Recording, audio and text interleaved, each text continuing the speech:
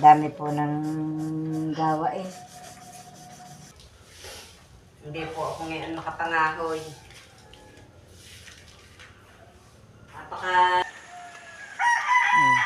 Laing po yan. Ang dami, kumalat na.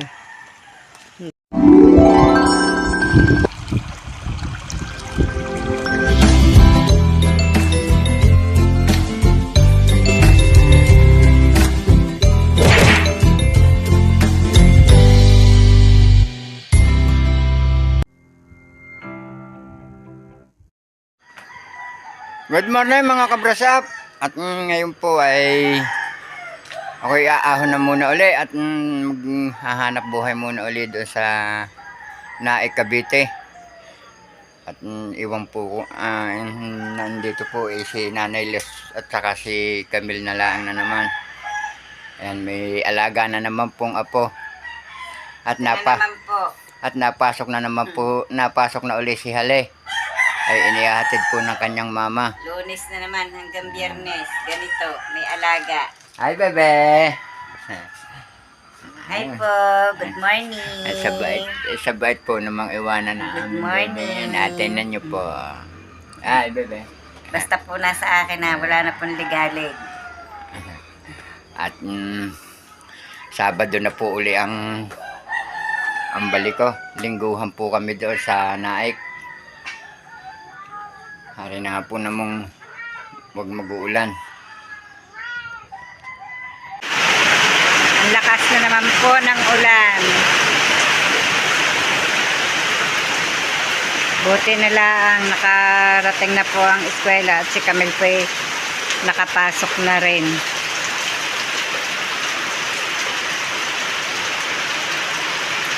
Yan, putek ng agos. Nakapagpakain na rin ako ng baboy.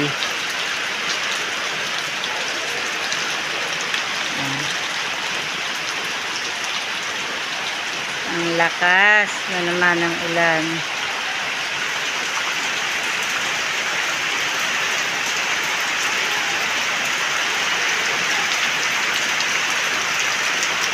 So, doon ang takbo ng tubig sa daanan. Yun po, ang agos na agad. Oh. Lakas na agad ng agos ko sa daan. Sana po'y anuhan ko ng pandong po si taas na yung kanal po hindi ko nakakali ang damo. Dilig na po ang mga halaman eh. Araw-araw na po'y ulan dito. Araw-araw na ulan.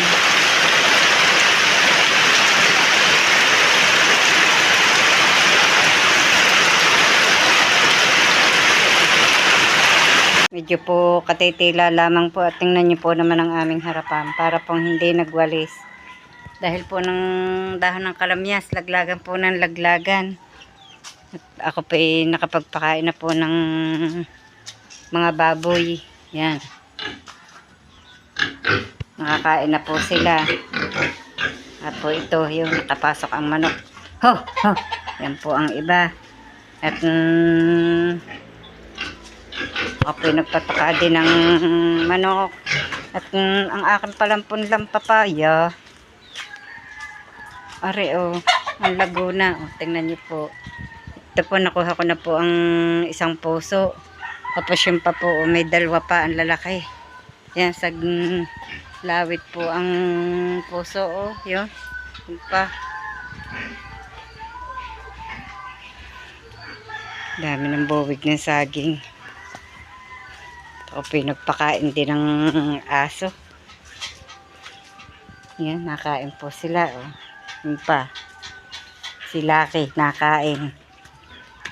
At kahit po araw, may ilaw po dito sa aming loob. At napakadilim po dahil po ng kulimlim. Pero medyo po maluwaliwanag naman po sa labas. Dito lang po talaga sa loob madilim. Tapos maraming puno ang paligid. Buhay po ang ilaw dito. Si Don Don. Yan o, may naagos pang tubig sa harapan. Patitila po lamang. Puno na po ulit ang aking sahod na timba. Pagkakaubos ng laman merong dahil nga po ng laging naulan. Ang aming pundaan madulas.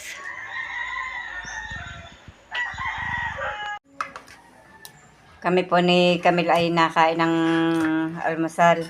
At ito po ulam namin, hotdog at saka po nuggets. Yan, Camille, nakain po ng almusal. Mamaya po papasok na po ulit. Napakahigpit po ng ulan dito sa amin. Lagi na lamang pong naulan. Laba akong pants eh. Na? Naglaba akong pants. Pants? Suotin ko bukas. Bakit? Naglaba ka ngayon? Wala akong susunod ko ka bukas. Ba't hindi uniform? Biyernes, uniform. Nasuotan mo na ga uniform mga ilago. Ito. Hindi ho.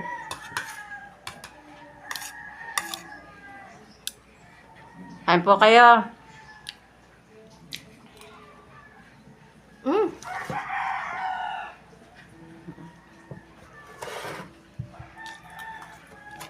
Mamaya na ulit magpreto ng isda. Makatingin ng gulay yung kay Juday. Organ na sa isda eh. Magaling at may isda. Makapag ano pala ng papaya. Makapaglaga. Kala ko magkikinatan ng mga inom. Langan niyog. Problema ngayon niyog. Hari naman may niyog pag nagsuman. Birthday ni Tutoy. Malapit na po ang birthday ni Luke. September 7 po, isang taon na.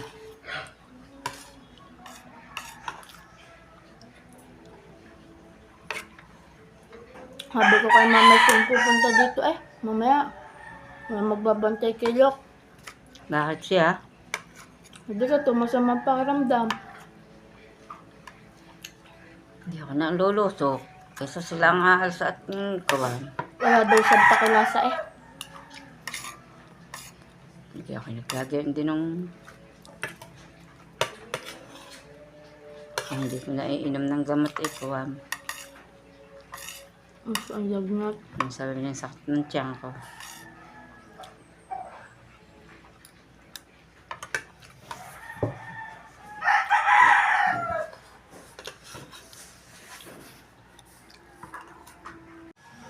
Ako po'y magliligpit po muna ng pinagkainan po kanina at para po mamaya wala na pong masyadong nililigpitan. Si Camille po nasa school pa.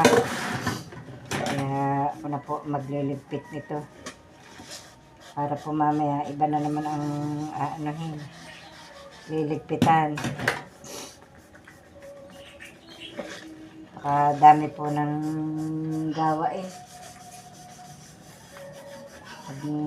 ako nga po nakapag pasulak na ng tubig para po panlagay po sa thermos. At mamaya po magsasaing.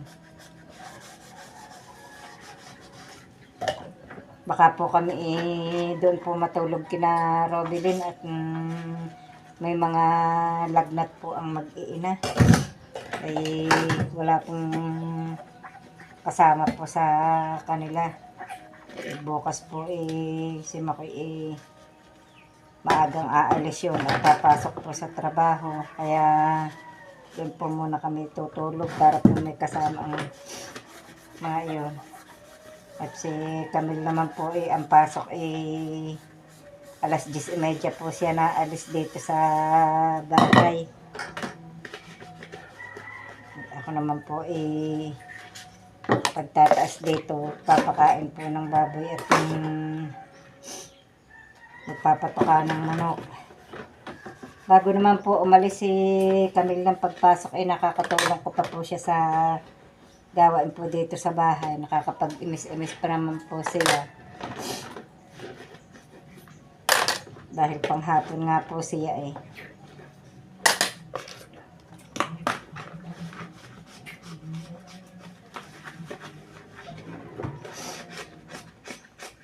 Na agad-agad ko na po ang imisin at para po hindi matambakan. Minsan po'y kahirap pagka naiipunan ng ano. Hindi na naman po ito maaanohan ni Camille at pagod na po pagdating.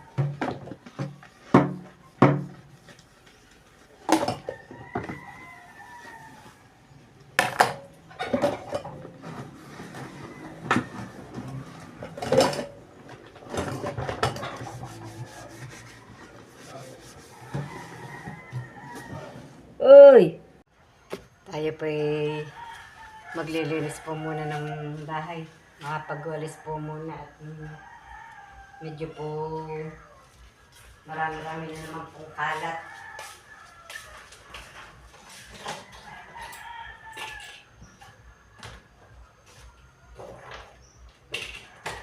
Ako po lamang mag-isa ang dito at si Camille po'y nagbaba po doon sa kanyang ina at si Robilyn nga po ay may trangkaso. Pinasamahan ko po muna. Nasamahan ko po muna ang kanyang ina.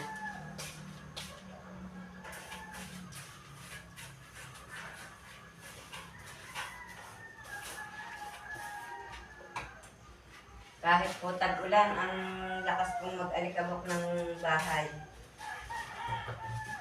Halibasa po'y wala pa nga pong previs ang aming dingding.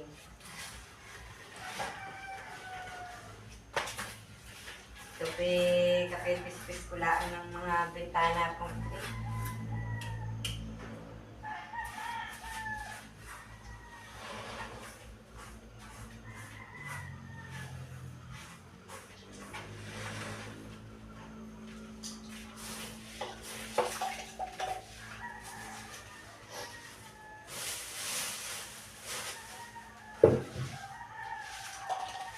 tayo pong maglinis kahit po medyo masama din po ang pakiramdam.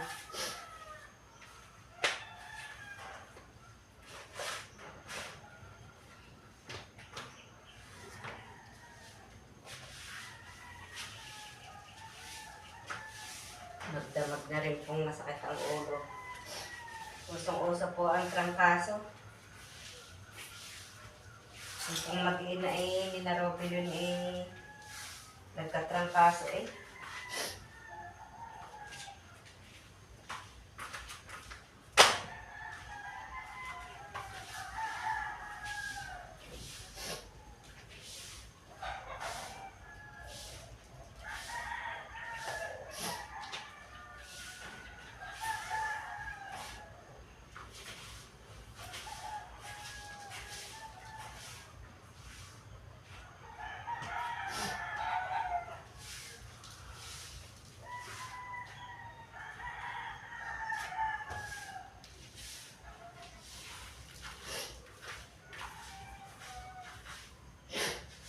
Aray po ang singhot.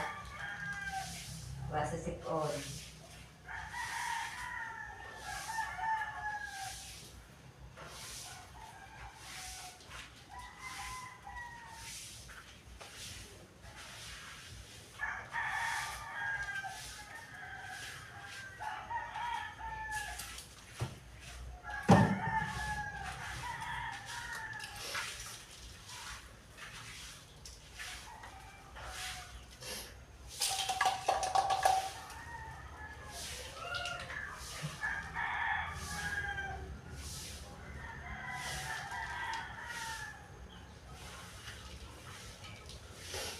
Hindi po ako ngayon makapangahoy.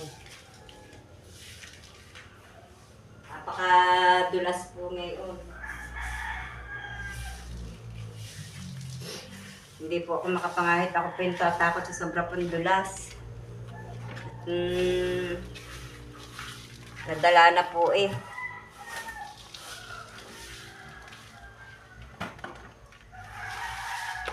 Baka po ako'y madulas mabalian pa.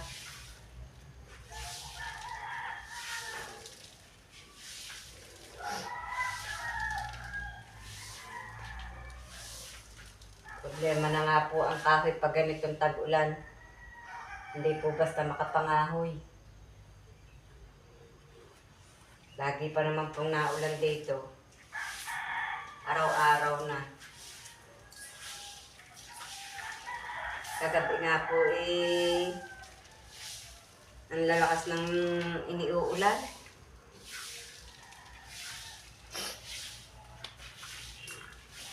Ang lalakas ng iniuulan kagabi.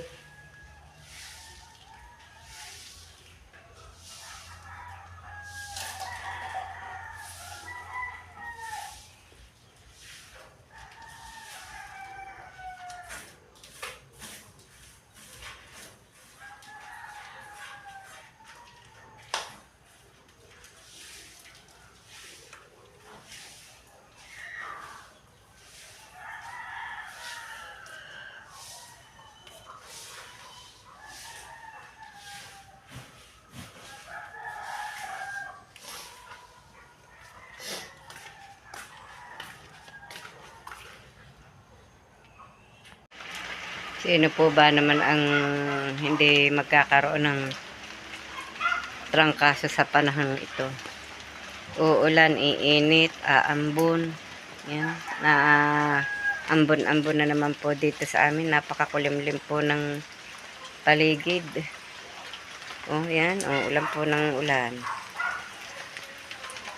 Pati po yung mag-iina doon sa ilalim baka po aking sunduin at hindi ko na po muna patigilan sa amin at ako po naman napapagoda ng magparot pa rito. Ito nasaan ka ang aking bota at susunduin ko po yun. Butit hindi nabasa. Susunduin ko po muna yung mag-iina doon sa ilalim. Dadalhan ko po muna ng mga payong. At na ulan, hindi po makakataas ang mga iyon at walang payong.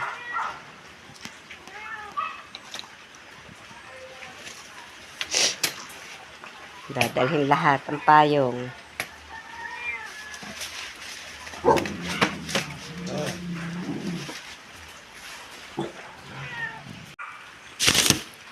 Ako po ay magbobota at napakaputik po ng aming daan. Sunduin ko po yung mag-iina doon sa baba. Ako po ay masama din ang pakiramdam. Tingnan niyo po, nagbukahan na po lahat ang mga bulaklak po din. Yan, may panibago po uling bulaklak. Po, ang dami ng bulaklak. Gaganda. Ang akin pong Queen of the Night, meron na po uling pagbubulaklakan. Yan, oh. Dami na po uli ng nakalawit na pagbubulaklakan. May mga buko pa. Katuwa at nakailang pamumulaklak na. Ari po, hindi na rin nawala ng bulaklak. Yan. Po ang aking pislili Ganda ng bulaklak, puting-puti. Hindi po naman. Basang-basa ang mga daan. Basang-basa ang mga daan. Saka uulan.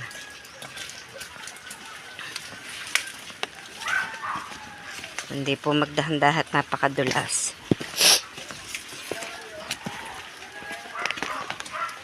Ayan.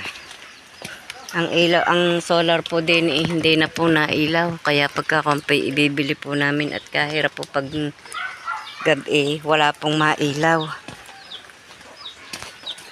Hindi po magbaon ng flashlight.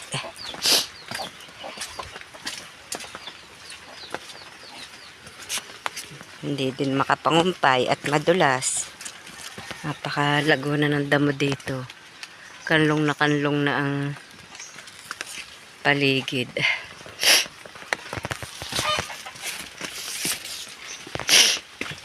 Ang dulas.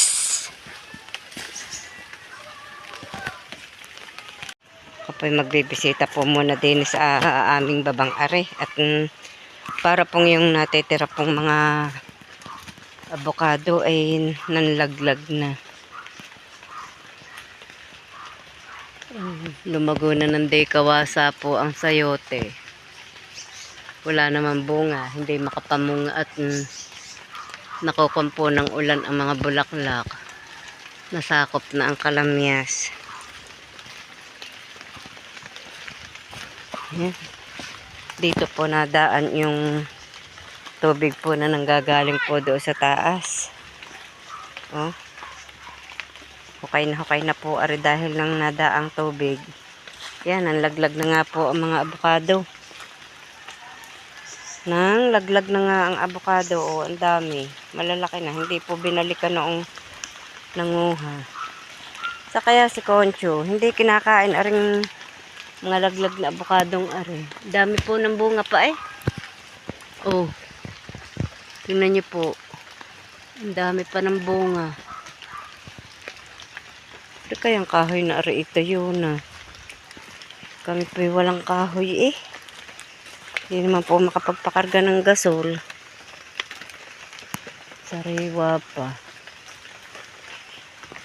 Yung kayo nitong yun. Maipakuha kay tatero man po pag uwi. Pati niyog eh. Hindi pa po natutuyuan uli. Wala ka. Excuse me po. Naghahatching na. Wala kayang laglag na niyog doon. May bunga pa ang langka. Ay, bunga pa ang langka. Ang rambutan kaya mamunga ngayon. Parang wala pang bulaklak. Parang wala pang bulaklak. Wala pa nga. Ari po eh, buhangin po ni na Robilin. Magpapagawa din po sila ng pegere at mag-aalaga din po ng inahinin. Kumabag na ang sayote hanggang doon sa bukadong iyon.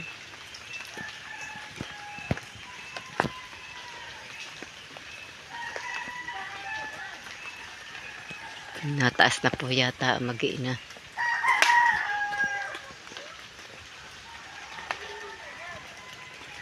May buwig po din yung saba. Yun eh. Kita ang puso.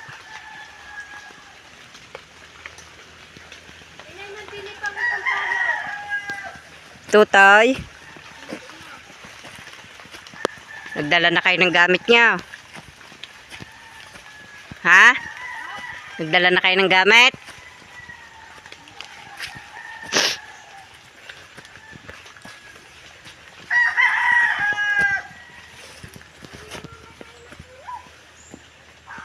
Yun po, dahon ng avocado. Masarap daw po itong ilaga. Matesting kayo.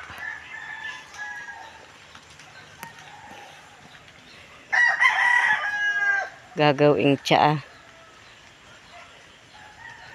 Nagsukal na rin po aring halamanan ni Robilin. Kunin ko muna ang kaganda ng halaman ni Robilin ari nasa aquarium. Lumaki na. Dati po ang liit na rin.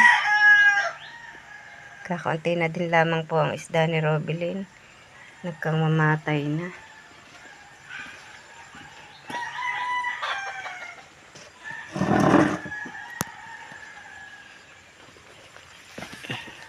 Dini po eh palibasa pa yung maulan. Ang laing po ni Makoy eh ang Laguna. Ang bilis po ng idinami. Oh. Tignan nyo po. Laing po yan. Ang dami. Kumalat na.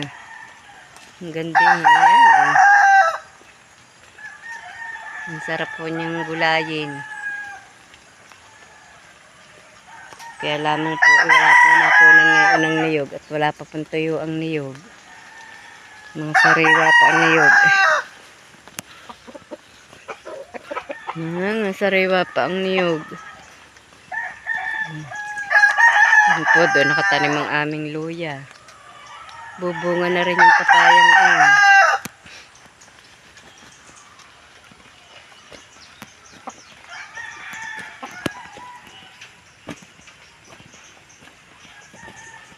Taas na po muna, tila-tila pa. Yeah. Kundi ako pa po ang nagwalis dito kahapon eh. Hindi na po nakapagwalis si Robelyn at masama nga po ang pakaramdam. Sinamahan ko po diyan sa kanila kahapon. Hirap na ng daan din eh.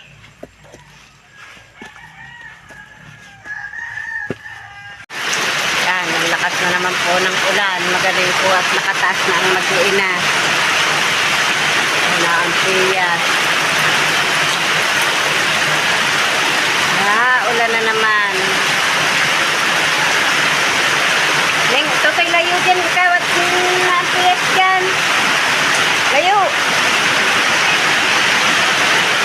Kung na kayo magsikain na.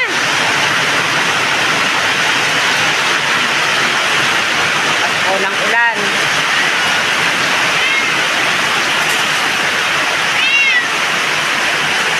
Lakas ng ulan.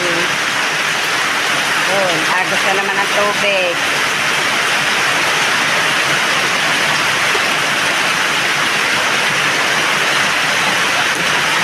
Ang sinelas nyo, basa. Bebe. Ano na, bebe?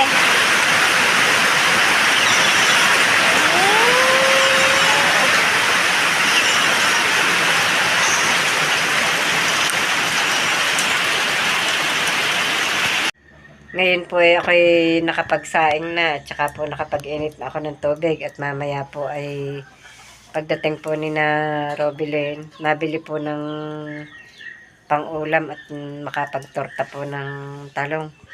At si Robelyn po ay nagpapagamot dahil po ng lagi daw po masakit ang ulo. Yun nga po, ito rin ang kaso. Kaya hanggang dito na lamang po munang muli ang aming vlog at maraming salamat po sa patuloy niyo pagsubaybay hanggang sa dulo ng aming vlog at saan man po kayo naroroon, mag-iingat po kayong palagi. Bye bye and God bless.